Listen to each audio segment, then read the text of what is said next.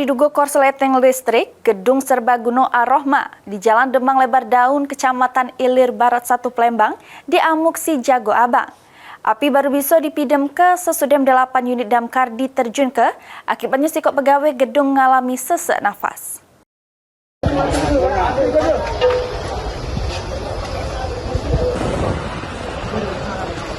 Gedung Serbaguna Ar-Rahmah yang berada di komplek rumah makan Sri Melayu, Jalan Demang Lebar Daun, Kecamatan Ilir Barat 1 Palembang, mengalami kemutungan diduga akibat korsleting arus pendek listrik.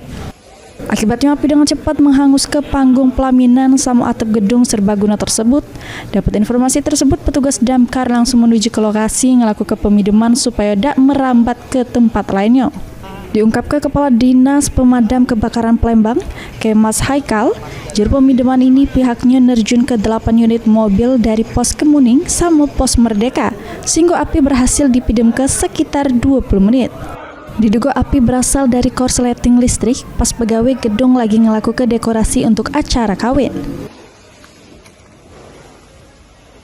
Informasi dari pemilik Pak Ismail, kemungkinan diduga penyebab adalah korslet karena ada pegawai yang sedang melakukan kegiatan mendekorasi karena besok ada acara. Jadi kemungkinan besar diduga terkait korslet listrik. Cuma nanti kan mungkin ada di pihak kepolisian yang akan melakukan forensik terkait penyebab kebakaran tersebut.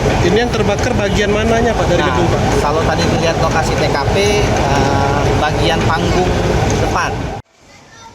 Akibat peristiwa kemutungan ini, sikok pegawai mengalami sesak nafas, sehingga langsung dienjok pertolongan medis oleh Palang Merah Indonesia Palembang.